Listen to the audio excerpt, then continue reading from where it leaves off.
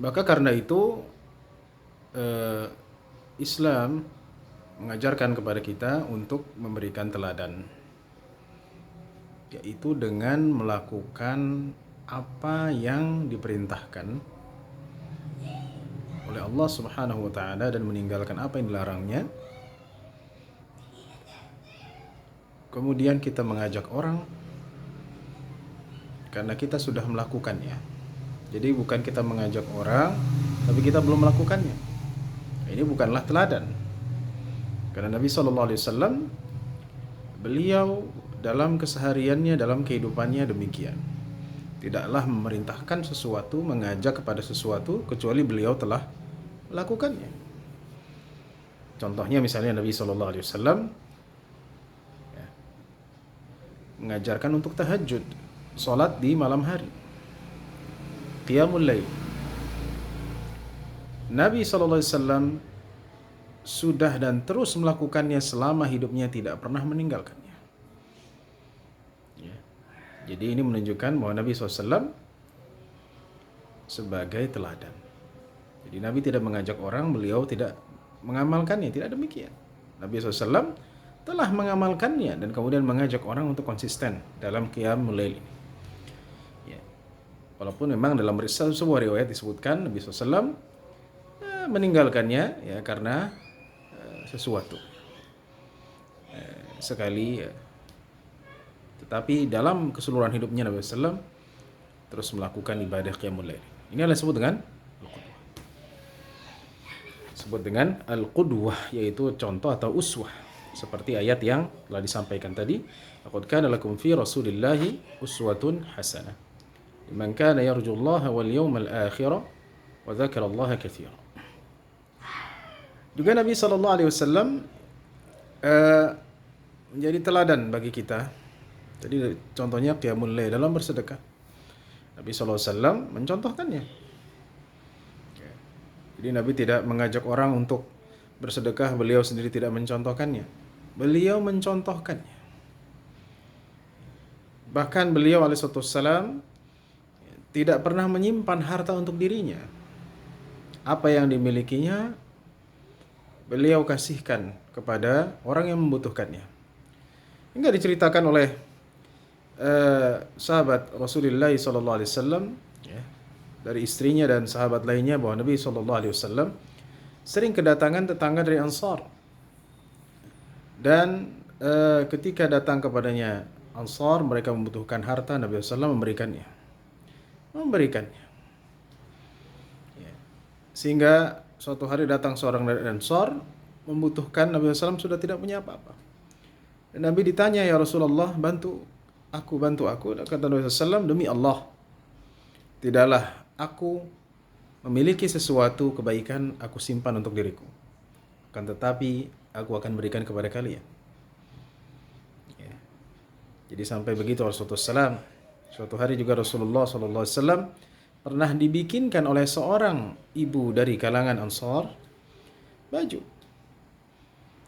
untuk Nabi SAW. Ketika Nabi SAW baru memakainya, datanglah seorang sahabat mengatakan, ya Rasulullah, bajumu bagus, aku suka baju. Maka Nabi SAW bergegas ke belakang dan mengganti pakaiannya dengan pakaian yang lama, dan pakaian baru tersebut diberikan kepada sahabat Ansar tersebut. Jadi ini maksudnya adalah Nabi Sallallahu Alaihi Wasallam adalah uswah, teladan. Beliau mengajak umatnya untuk bersedekah, beliau telah melakukannya. Tadi beliau Nabi SAW mengajak umatnya untuk qiyamul lail, beliau telah melakukannya. Mengajak bersedekah, beliau telah melakukannya. Dan konsisten dalam apa yang diajaknya. Ya, ini dalam perintah atau ajakan. Sedangkan dalam larangan, tentu Nabi SAW meninggalkan apa yang diharamkan Allah Subhanahu Wa Taala dengan konsisten. Apa yang dilarang oleh Allah Subhanahu Wa Taala dan umatnya diperintahkan untuk meninggalkannya, Rasulullah SAW ya konsisten untuk meninggalkan. Misalnya Nabi SAW melarang umatnya untuk berzina, minum khamar, Nabi SAW meninggalkan, tidak pernah melakukannya, konsisten dalam hal itu. Ya, misalnya Nabi SAW melarang untuk berkecimpung dalam riba. La'anallahu akilar riba wa la'anallahu akilar riba wa muwakkilahu. Nabi SAW mengutuk orang yang memakan harta riba dan orang yang mewakilkannya. Nabi SAW mencontohkannya, beliau tidak pernah melakukannya. Beliau meninggalkan hal-hal tersebut. Ini disebut dengan teladan. Uswah. Meninggalkan. Juga misalnya Nabi SAW ya melarang umatnya misalnya untuk mengambil apa yang telah diberikan kepada orang lain. Kata Nabi SAW, al-aidu fi hibatih kal-aidi fi qai'. Orang yang mengambil kembali harta yang telah dihibahkan seperti orang yang menelan kembali muntah yang telah dikeluarkan dari perutnya, dari mulutnya. Ya, jadi kalau kita berikan kepada orang, kita tidak boleh meminta kembali. Seperti orang yang memakan kembali muntahnya. Nabi SAW mencontohkan ini. Nabi SAW tidak pernah ya mengambil apa yang telah diberikan kepada orang lain. Harus utus salam. Inilah disebut dengan uswah. Jadi uswah dalam hal larangan Nabi SAW ya, memerintahkan umatnya untuk meninggalkan hal-hal yang haram, dan Nabi SAW telah mempraktekannya, yaitu menjauhkan dan meninggalkan apa yang dilarang Allah Subhanahu wa taala, tidak melakukannya sama sekali. Jelas. Dari kedua rincian tersebut, maka kita memahami metode uswah atau teladan ini sangat penting. Dan ini harus dimiliki oleh setiap orang muslim. Bukan hanya bisa mengajak, bukan hanya bisa melarang, tapi juga mempraktikkannya dalam kehidupannya. Ya. Menjadi contoh bahwa dirinya benar-benar menjalankan perintah dan meninggalkan larangan. Ini yang perlu dipaham. Ya. Juga Nabi SAW menjelaskan bahwa orang-orang yang mengajak tapi tidak melakukan, melarang tapi melakukan, akan diberikan ancaman yang berat. Ya. Dalam hadis Rasulullah SAW, ada seseorang di hari kiamat yang dikeluarkan seluruh isi perutnya, dan dia berputar-putar seperti keledai berputar-putar haulal hima, ya, sekitar tempat dia ada, berputar-putar dan isi perutnya keluar semua. Di hari kiamat kemudian ditanyakan kepada Rasulullah, kenapa ini ya Rasulullah? Kenapa orang ini sampai dikeluarkan isi perutnya dan dia berputar-putar seperti berputarnya keledai? Maka Nabi SAW mengatakan bahwa orang ini dulu mengatakan lakukan hal ini, padahal dia tidak melakukannya. Tinggalkan hal ini, padahal dia melakukannya. Ya, orang ini akan mengatakan kuntu amuru bil ma'ruf wala atihi wa kuntu anha 'anil munkar wa atihi. Aku pernah memerintahkan kepada kebaikan tapi aku sendiri tidak melakukannya.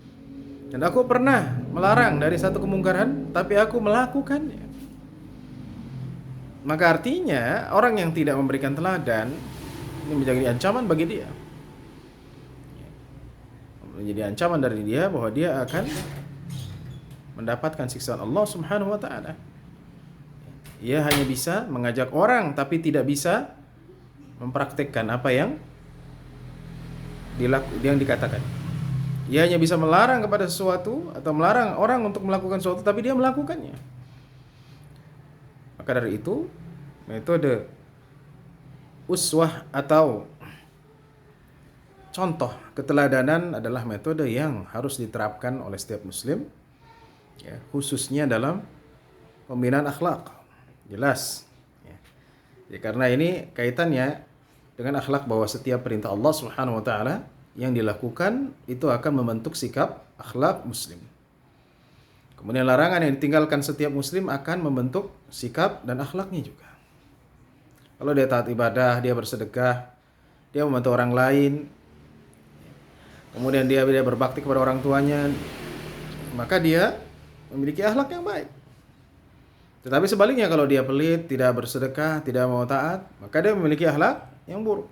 Seperti yang sudah kita jelaskan dalam kesempatan yang lalu, ada akhlak yang berkaitan dengan Allah Subhanahu wa taala dan ada akhlak yang berkaitan dengan manusia, pada makhluk Allah Subhanahu wa taala. Ya, kalau dia minum khamr, ya, dia berzina, dia riba, kemudian dia melakukan yang haram, jelas akhlaknya buruk. Tapi kalau dia meninggalkan hal-hal yang diharamkan Allah Subhanahu wa taala, dia meninggalkan riba, dia meninggalkan zina, dia tidak minum khamar, dia tidak makan makanan yang haram, tidak makan yang diharamkan Allah Subhanahu wa taala, ya, tidak makan babi, tidak makan darah dan seterusnya sesuai ajaran Islam, maka dia memiliki akhlak yang baik.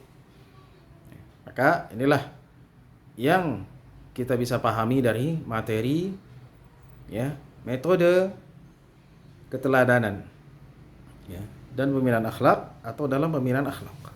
Jadi pembinaan akhlak harus didasari dengan keteladanan. Ya, semakin kita memberikan keteladanan kepada orang lain, semakin mudah kita membina akhlak orang yang kita bina. Mudah. Kita ingin orang lain rajin sholat, ya kita contohkan kita sholat. Kita ingin orang lain rajin ke masjid, kita contohkan kita rajin ke masjid. Itu akan membina mereka. Dengan apa? Uswah kita, dengan teladan kita. Ya. Kita ingin orang lain memiliki akhlak kepada orang tuanya, ya kita juga harus memperbaiki akhlak kita kepada orang tua, sehingga mereka mencontoh. Ya. Dari contoh-contoh ini mereka akan meniru dan melakukan seperti apa yang kita lakukan, maka terbentuklah akhlak yang baik. Ini yang perlu kita paham. Ya. Jadi seperti inilah kaitannya antara metode keteladanan dengan apa? Dengan pembinaan akhlak. Jadi pembinaan akhlak didasari dengan keteladanan. Semoga materi ini bisa dipahami dengan baik dan kita menjadi orang-orang yang memberikan teladan, ya, dalam membina akhlak. Ya. Bukan hanya sekedar perkataan, ajakan belaka, tetapi juga diiringi dengan praktik dalam kehidupan kita sehari-hari. Wassallallahu ala nabiyyina Muhammadin wa ala alihi wa sahbihi wasallam.